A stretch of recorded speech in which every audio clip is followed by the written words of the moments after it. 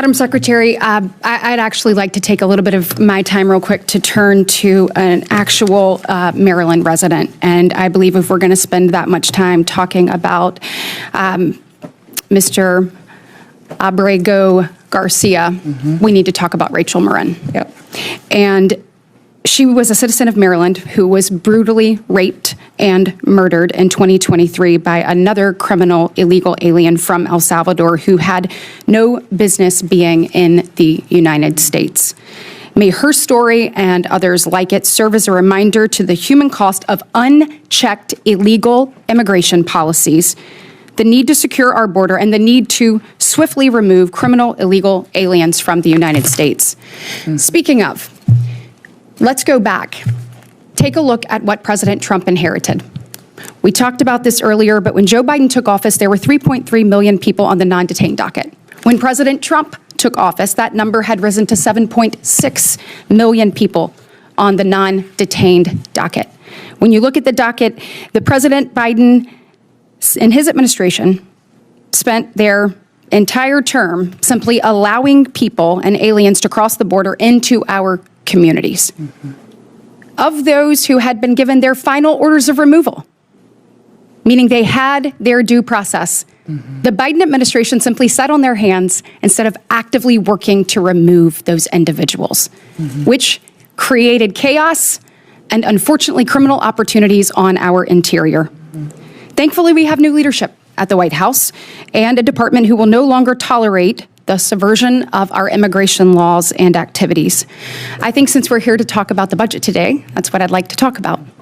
What do you and your department need, the brave men and women who serve alongside you, in order to secure our border, in order to keep our interior safe from coast to coast, and to continue to make America a safe, secure, and prosperous place to be?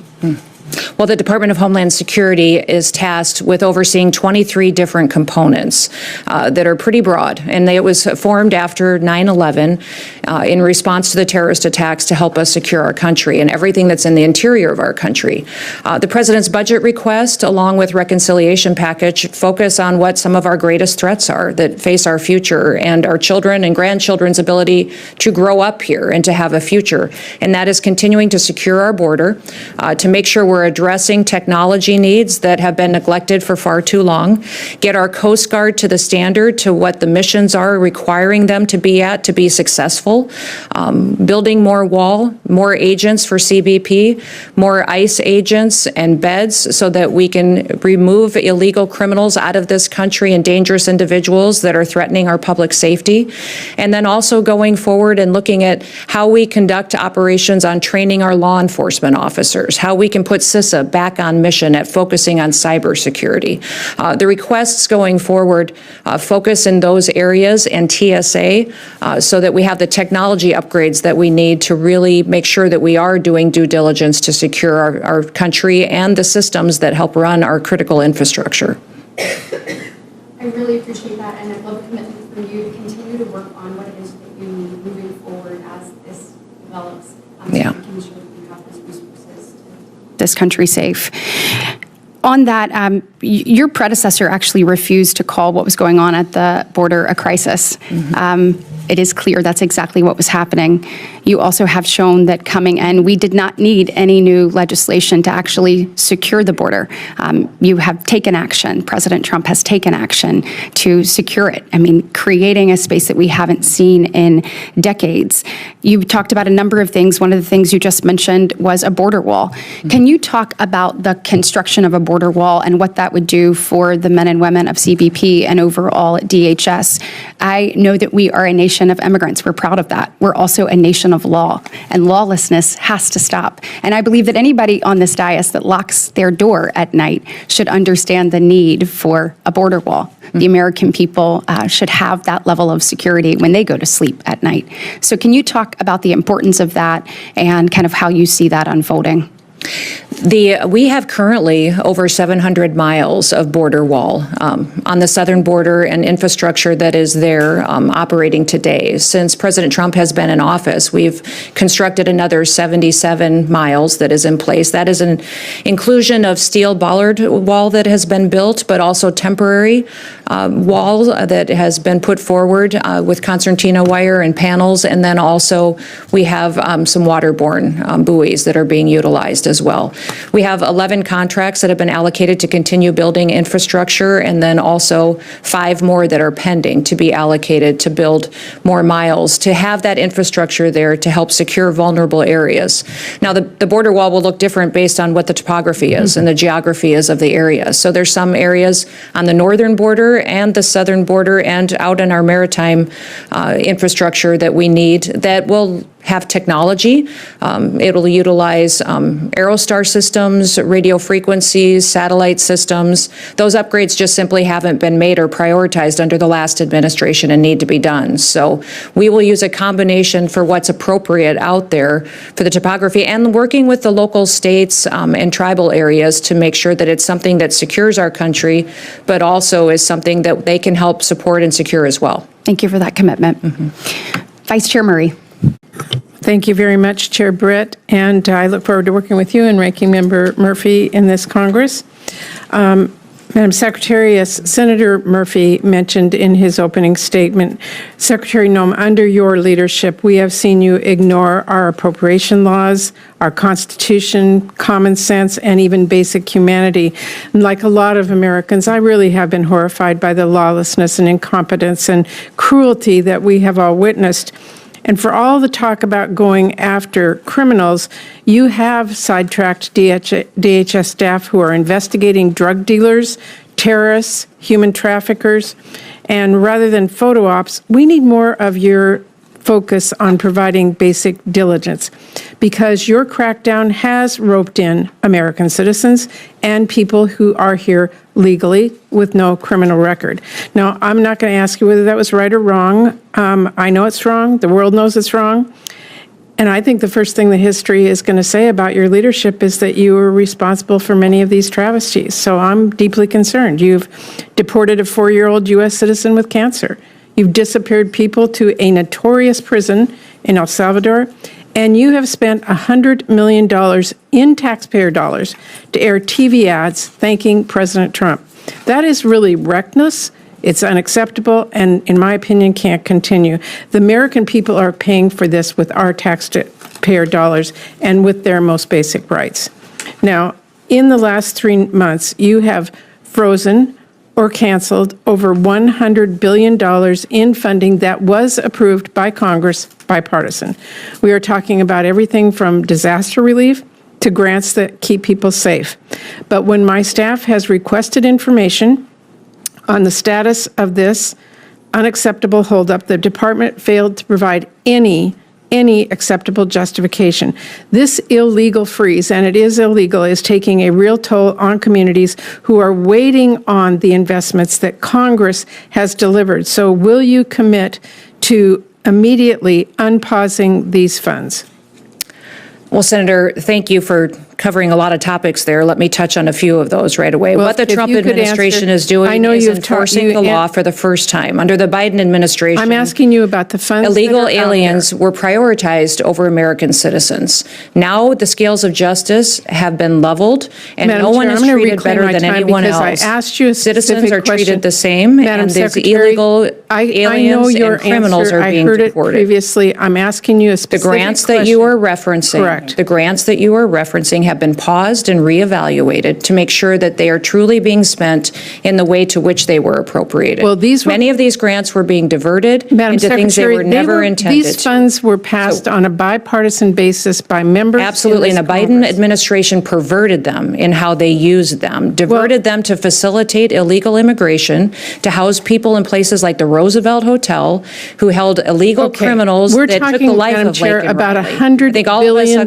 It is not credible to me that all the recipients who have died and lost their children because Madam of this Secretary, situation. it is not credible. Madam Chair, it is not credible that $100 billion is used to break the law. That just cannot be true. And let me change this a little bit. On the other hand, I am very concerned that DHS is now dramatically overspending funding that Congress has not provided. If you were a CEO doing that, I don't think you'd be in your job long. We need accountability and we need answers. And that includes informative responses to oversight questions sent to the department over the last 3 months. I am ranking member on this committee. I have worked with every member of this committee. We take our responsibility serious to fund your department and others. We need to have answers. We need to have accountability, and we need to make sure you're not overspending money that you were not allocated. Well, thank you for that question. I will be very not really a clear in the question, it's a fact. statement. Do you want me to respond? Well, you can. Well, I've worked many jobs in my life, but I also have been a CEO. I've run I'm not businesses. I've been a questioning your governor. credentials. I'm and questioning your spending. We are prioritizing where our security needs are in this country, and we are hoping that this body will agree that reconciliation is necessary to address the things that have been neglected in this country for too long, that we have the technology upgrades, the manpower upgrades that are necessary. So the $170 billion request for the Department of Homeland Security Madam is Chair, my incredibly time is important running to make out. sure we and have the tools I do have a that couple we of need. additional questions. The fact is that you've not been given this funding. Saying that it's going to come in reconciliation that has not passed is not an acceptable answer. I did want to ask about FEMA and disaster relief. This is really important. A lot of disaster relief has been politicized. You've endorsed eliminating FEMA outright. We have seen an upheaval at FEMA that is going to put lives in jeopardy. 1 in 5 FEMA employees have been pushed out, taking this administration's so-called buyout offer. We are losing indispensable staff just weeks away from fire and hurricane season, and over $100 billion in disaster relief and FEMA grants are still being held up.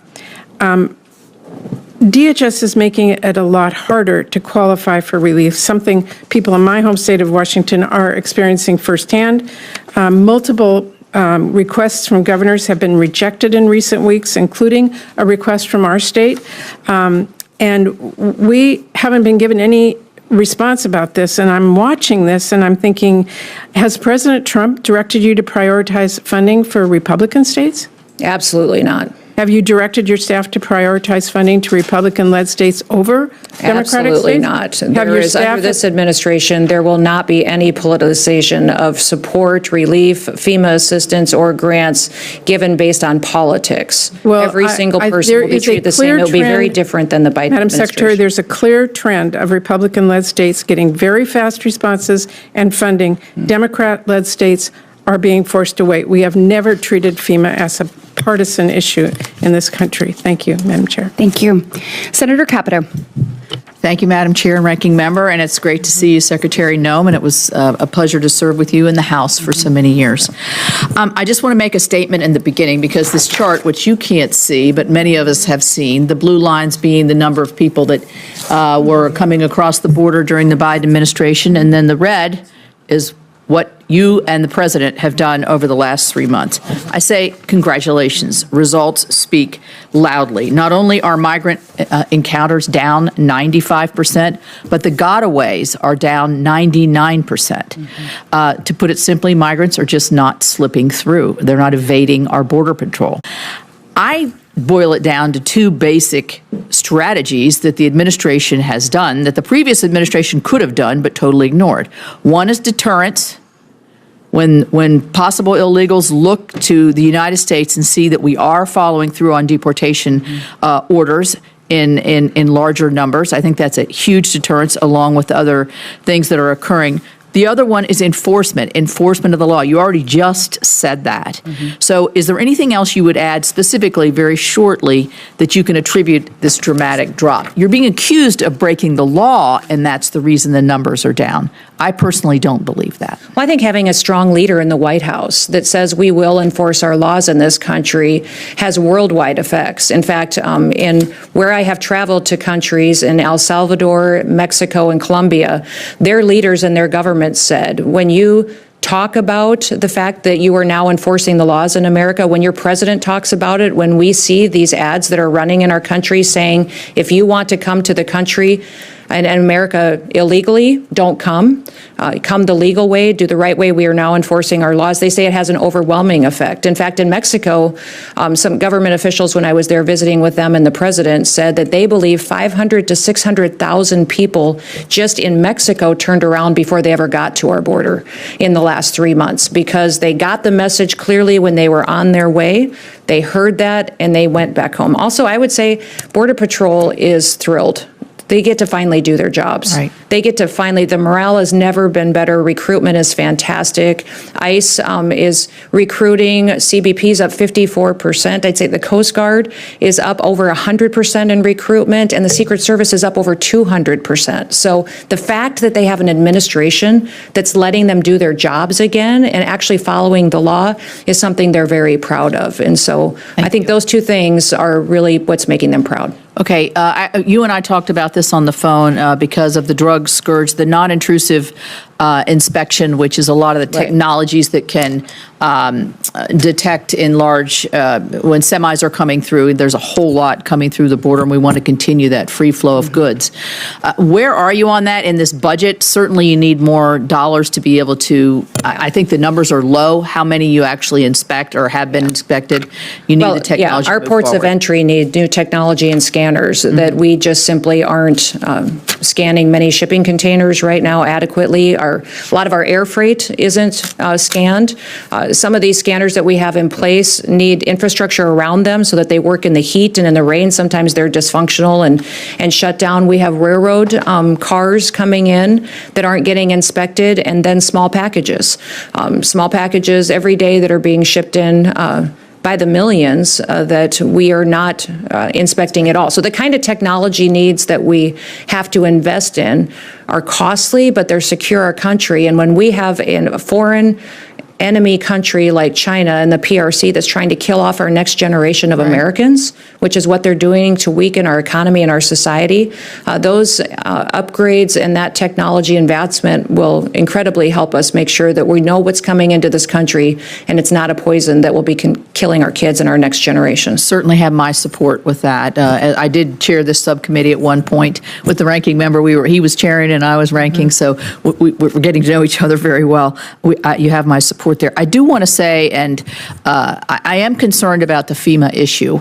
Coming from a small state that is subject to a lot of natural disasters, flooding in most cases, FEMA, my experience with FEMA, has it been flawless? Has it been, a smooth road? No, but I think it's a vital function, and I'm concerned if we turn it all over to the states, capacity for the state to really handle this is something that, so I would ask you to tread lightly. I don't really need a response there, but I do want to put on the record here that I am concerned about, I do think we need a national response to disasters. Does it look just like FEMA? I hope, I hope the changes that are made will be able to have them to be able to react quickly and to help our state and local resources. I did invite you to the Advanced Training Center where we do training for Border Patrol. Look forward to seeing you there, and thank you very much.